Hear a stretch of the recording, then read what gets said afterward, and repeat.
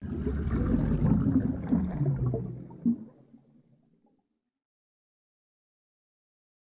привет! Вы смотрите канал портала IT-Bot, самого популярного русскоязычного яхтенного ресурса в мире. Я основатель и креативный директор Никита Горчаков.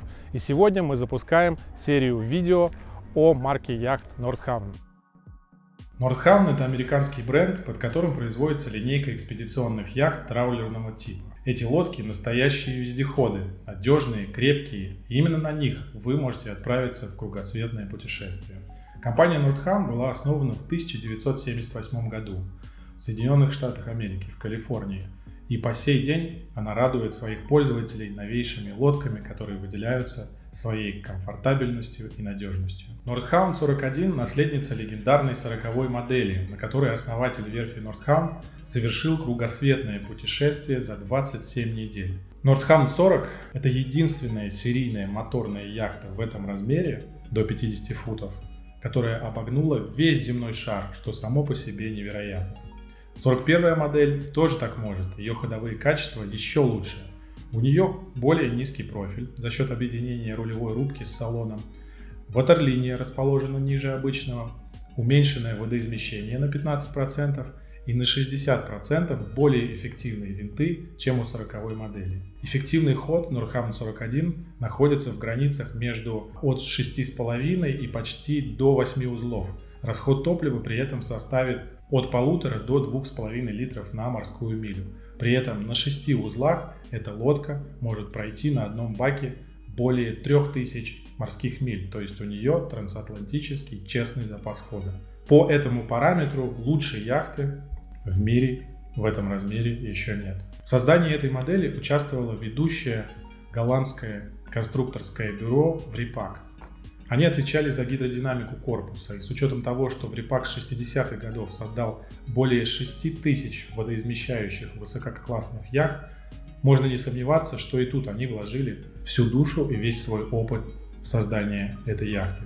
Так давайте же сегодня представим себя пассажирами этого судна, заглянем на борт этой яхты и посмотрим, что там внутри. Начинаем. Приближаясь к Nordhavn 41, мы сразу же замечаем маленькую, но приятную деталь. Вот эта ступень, которая предназначена для того, чтобы вам было удобнее с компанией забраться на борт этой лодки. Обзор же мы начнем с кормовой части. На ней выделяются вот эти рейлинги. Во время движения вы можете облокотиться на них и почувствовать себя птицей, летящей над водой. Брызги будут щекотать вам спину, и очень классное ощущение. Ширина платформы вполне стандартная. Заходим внутрь, и по левому борту виден уютный диван. Если его разложить, то тогда у нас появляется дополнительное спальное место. Это спальное место идеально подойдет тому, кто несет вахту, чтобы не тратить время на перемещение и не спускаться в каюту. По правому борту находится еще один диван. Он в собранном состоянии, вместительнее предыдущего. К тому же рядом с ним есть стол с автоматическим подъемом. Его тоже можно разложить, чтобы получить полноценное двуспальное место. Допустим, на борту много пассажиров, в этом случае его можно использовать как место для размещения гостей, которые не помещаются в каютах. На случай жары на всех окнах есть жалюзи, которые помогут вам регулировать попадание света. Как вы можете заметить, по периметру салона много окон, так что в лодке почти всегда светло.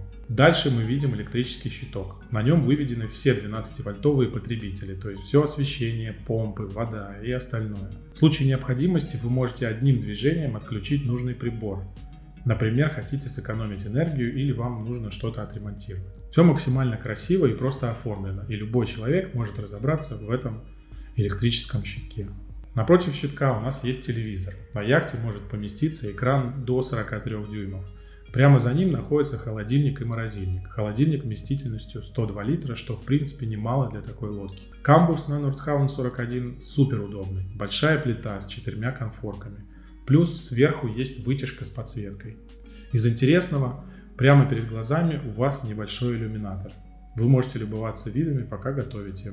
Что может быть лучше? Снизу предусмотрена микроволновая печь с большим количеством функций. Ну и, конечно, много ящиков для посуды, приправ и всего того, чего у вас дома полно на кухне. Там же есть довольно вместительная раковина. И слева от плиты у нас барная стойка с бокалами наверху. Все очень стильно и минималистично. Двигаемся дальше, и мы оказываемся у штурвала. Кстати, обратите внимание сразу на то, что сбоку есть дверь, с помощью которой вы можете быстро попасть на палубу. Или открыть только верхнюю часть, чтобы добавить в салон воздуха или выглянуть посмотреть, что там за бортом. Кресло шкипера можно отрегулировать по высоте или вообще настроить все так, чтобы управлять лодкой стоя. Лобовое стекло исполнено с классическим обратным углом наклона. Если вдруг у вас возник вопрос, зачем так делают, поясняем. Это все для того, чтобы с него быстро стекала вода в условиях шторма или значительного волнения. Главный пост управления у нас многофункциональный. На нем установлен карт-плоттер и другие разнообразные навигационные приборы. Кстати, еще из интересного, в базовой комплектации на лодке установлена система воздушного дизельного отопления Webasto. То есть внутри всегда будет тепло, даже ранней весной или поздней осенью. Теперь спустимся вниз. У N41 есть два варианта планировки. Первый с одной роскошной мастер-каютой, второй с двумя каютами меньших размеров. Сегодня мы изучим один из них. Давайте теперь изучим каюты. Их тут две. Первым делом мы посетим главную. Вы только посмотрите, как тут уютно все обустроено. В отделке используется орех, который создает теплую атмосферу на борту. Тут огромная кровать. Справа и слева есть большие шкафы. Но также по обоим бортам и под кроватью предусмотрены маленькие тумбочки. То есть мест для хранения ваших вещей тут очень много. Справа и слева есть небольшие окна с жалюзи. Сверху стандартный люк для вентиляции или аварийного покидания каюты. Легкими движениями вы можете его открыть. Вернемся назад и теперь повернем направо. Тут у нас гостевая каюта, где две односпальные кровати. Они выполнены в интересном стиле. Верхняя на 1/4 перекрывает нижнюю. Все это для экономии пространства. Тут также есть вместительные шкафы и небольшие полки для ваших вещей. Снова возвращаемся в коридор и теперь поворачиваем налево. Здесь у нас раковина, туалет и отдельная душевая кабинка. В теории тут даже двое могут поместиться, но что делать с этой информацией, решайте сами. Выходим на кокпит. Он довольно вместительный. Здесь много пространства для того, чтобы классно проводить время с компанией. Можно поставить раскладной стол и стулья. Через люк мы попадаем еще в одно пространство на нижней палубе лодки. Это лазарет. Здесь хранится спасательный плот на 4 человек. Он входит в стандартную комплектацию. Также мы видим механизм автопилота и аккумуляторные батареи и другие технические элементы. И заметьте, тут все тоже довольно элегантно и удобно размещено. Теперь давайте прогуляемся в сторону носа. По пути обратите внимание, какие широкие тут боковые проходы.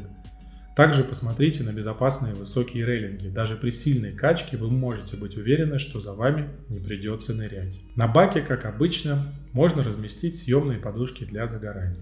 На своем штатном месте расположился якорь типа Ультра с электрической лебедкой и цепью в 90 метров. Цепь хранится в якорном ящике, который легко закрывается и открывается. На самой крыше находятся солнечные батареи.